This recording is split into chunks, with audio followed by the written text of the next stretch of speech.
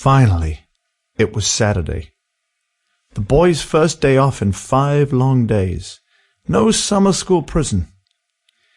Dusty had completed his sentence from the week before. He was out on bail for 2 days. 2 long, glorious summer days. Today would be the first time that he would see Tommy and Kyle since school got out. The 3 of them had been friends since kindergarten. Their mothers had been in a baby group soon after they were born, and they used to get together once a week to talk about, well, baby stuff. The boys came along and hung out with the other babies to talk about baby stuff too. Dusty, Tommy, and Kyle had tried to start a rock band a few years ago, but it was a bit of a disaster on account of no one playing their instrument very well. Kyle played the drums, Tommy played the keyboard, and Dusty attempted to play the guitar. The reality was that no one could play. They needed a bass player, but could make do for now since the 3 of them had a lot of work to do to even get one song halfway decent sounding. Tommy and Kyle were coming over to work on a song that Tommy had written called You're My Angel. He had written this little tune as a gift for Delia Tewksbury, the love of his life, his first love. The only problem was that she needed convincing that Tommy was worth the time and effort. So Tommy thought his first move would be to profess his love to her in a song. Dusty didn't know about this idea, but he did like the song. After lunch, the doorbell rang, and standing there were the 2 bandmates armed with their instruments and sheets of scratched-out music. One day, they dreamed, they would arrive by limo, and other people would be lugging around their gear. But for now, they had dragged themselves to number 53 Old Nanster Lane for their first practice of their career in the music business. The band room was somewhat smaller than the rehearsal rooms at Carnegie Hall. Nevertheless, they were big enough for the 3 ambitious boys from Nanster. In no time, their instruments were set up. Kyle's small drum kit was squashed into a corner. Tommy's keyboard was perched on a small, rickety kitchen table. And Dusty's guitar was strung together with 2 solid pieces of rope. They looked like anything but an aspiring rock and roll outfit. Tommy started to tap out a melody for You're My Angel. As he did this, Kyle and Dusty picked out a scratchy rhythm on drums and guitar. First time through, the song would have been better named You're My Devil. By all accounts, they sounded terrible. Dusty's mother, his kind-hearted, always concerned about his feelings mother, even called out from the kitchen, "Is everything all right in there?" He knew perfectly well what she meant. "Are you sure the 3 of you want to carry on?" was what she really wanted to ask. Despite the bumpy start with You're My Angel, they persevered and stuck with the song for 4 more hours until they all had the melody, chords, and rhythm sounding vaguely right, and where all the instruments were kind of in time with each other. The 3 of them, Tommy, Kyle, and Dusty, all sat down at the kitchen table for a well-earned break. Despite the constant irritating ringing in their ears, they were able to talk about the song and the band's future.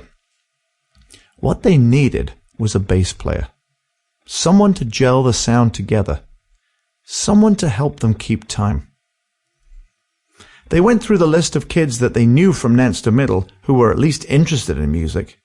Knowledge of playing bass would be a plus, but was not a job requirement, they decided. The list went on. John, Wes, Winston, Tyler, Frankie, Brian, Two-Tone, they all managed to find a reason why each of these characters would not fit with the band. Too short, too silly. Big brother's a bully, too punky. Kyle offered a few girl names. Girls? In our band? No way, they said. That would change everything. That would change the mix, the chemistry. Nope. This was to be a boys' band. Brothers in arms, compadres.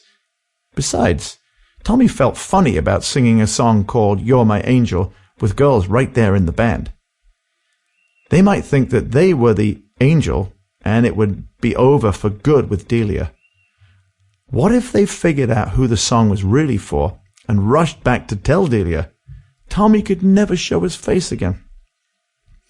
Suddenly, over his third glass of lemonade, an idea came to Dusty.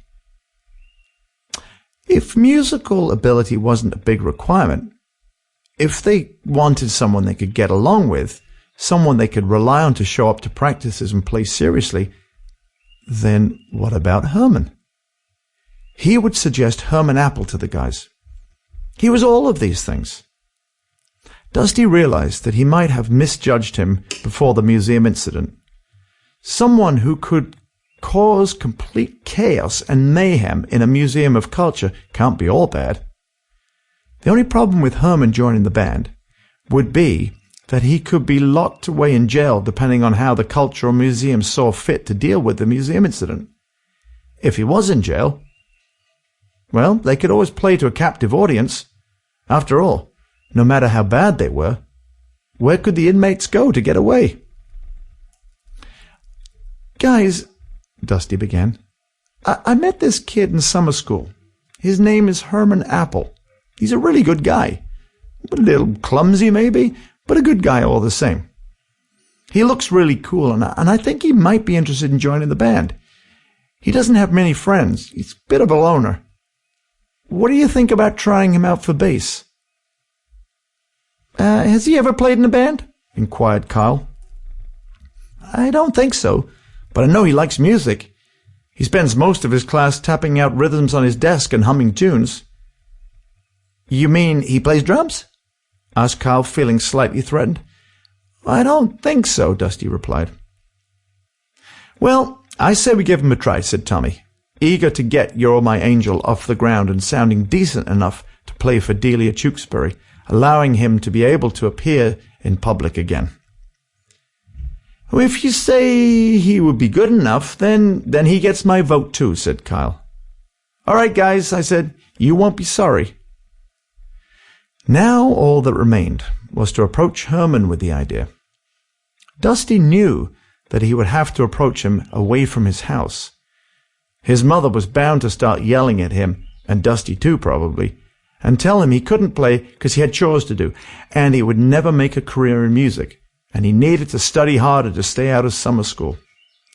This was probably the least she would say. She would then turn on me and start yelling at me for suggesting this in the first place. No. Dusty had to find another spot to propose the idea to Herman. The future of the band depended on it.